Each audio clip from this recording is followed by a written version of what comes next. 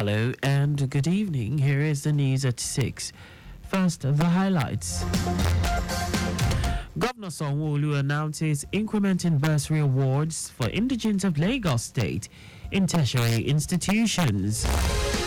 Federal government seeks collaboration with Economic and Financial Crimes Commission, International Police to combat wildlife crime. On the foreign scene, soldiers foil attempts by Haiti gangs to take over Port-au-Prince Airport.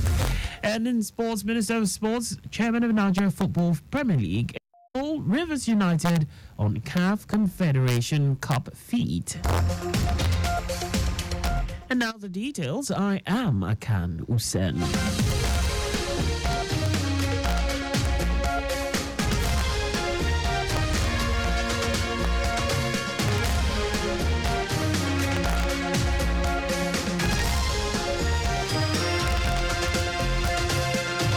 Lagos State Governor Babajide Sanwo-Olu has announced an increment in bursary awards for indigents of the state in tertiary institutions to 60,000 naira and scholarships to 225,000 naira.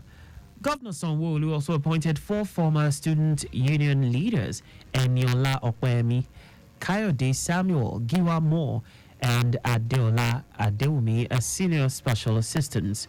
The governor stated this during an interactive session with the theme Students as Strategic Partners in the Governance Process, Challenges and Prospects for Youth Development, designed as part of his administration's commitment to carry youths along in line with its Themes Plus developmental agenda, capturing youth inclusion.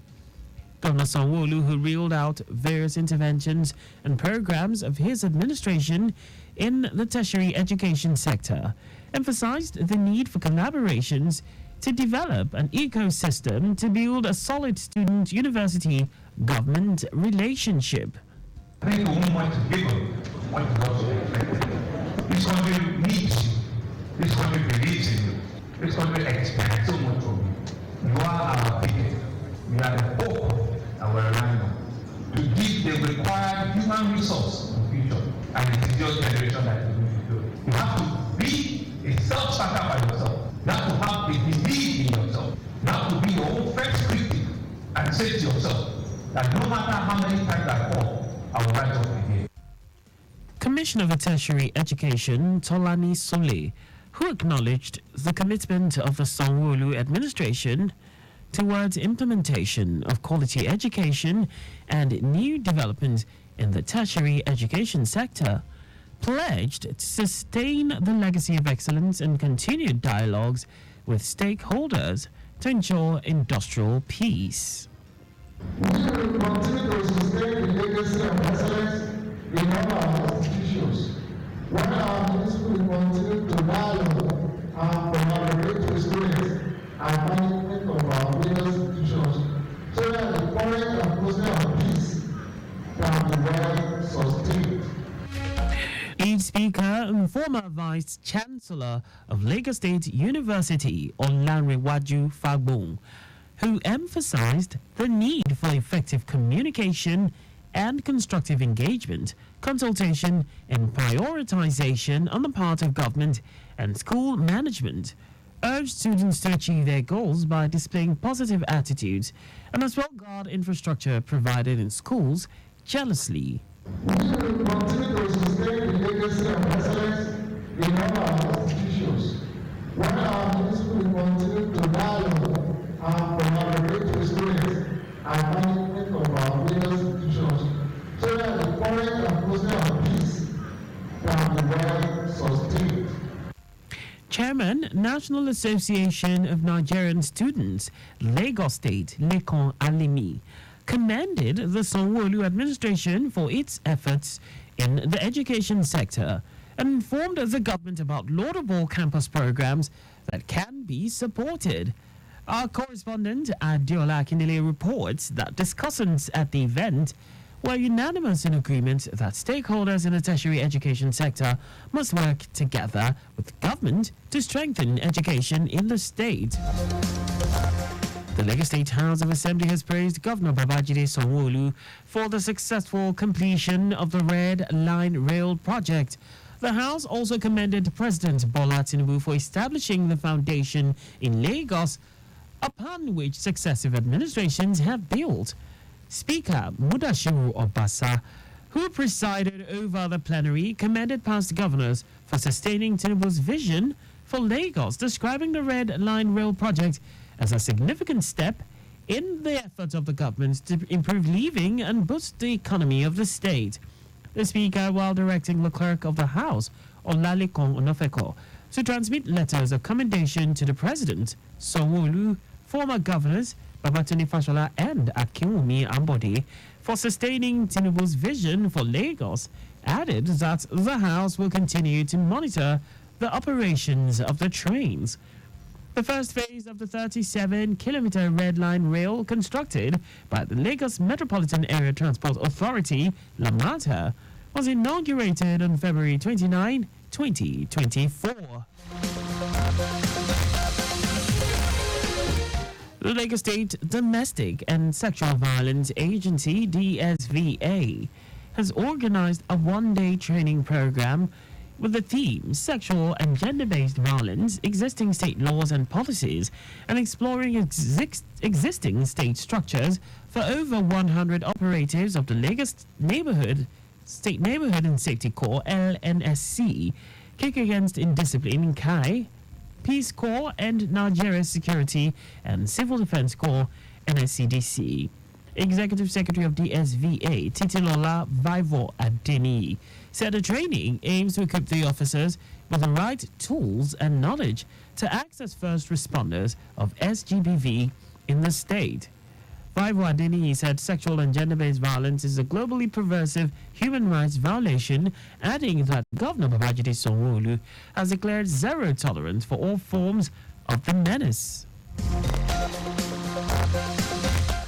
The Lagos State government has urged eligible officers in the ongoing year 2024 promotion exercise to be prepared for more responsibilities that are expected to come with their anticipated promotion positions.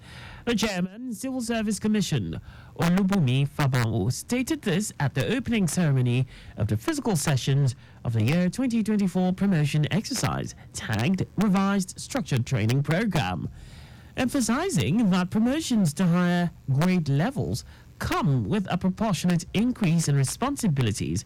Fabanwo urged the officers not only to aspire for career progression, but also to take cognizance of the added duties and obligations that accompany such advancement.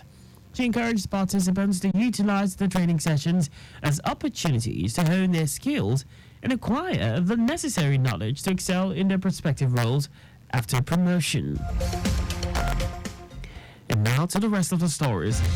The Minister of Environment, Balarabe Lawal, says the federal government is partnering with the Economic and Financial Crimes Commission, EFCC, the Interpol, the Independent Corrupt Practices Commission, ICPC, and the Nigerian Financial Intelligence Unit, NFIU, to combat wildlife crime in Nigeria.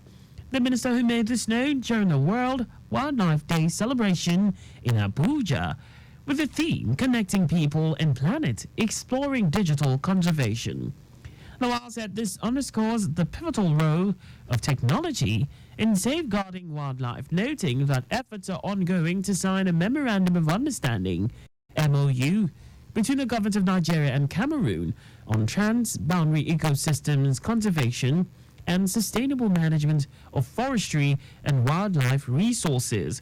He added that in today's rapidly evolving digital landscape, technological advancements offer unprecedented opportunities to enhance conservation efforts and forge deeper connections between humanity and the natural world. The House of Representatives has harped on the need to put measures in place to protect children from harmful exposure to the internet. The chairman, House Committee on Justice, Olumide Oshoba, stated this while declaring open a public hearing on the bill for an act to provide for enactment of Child Online Access Protection Bill 2023 and other issues of online violence against Nigerian child and other related matters.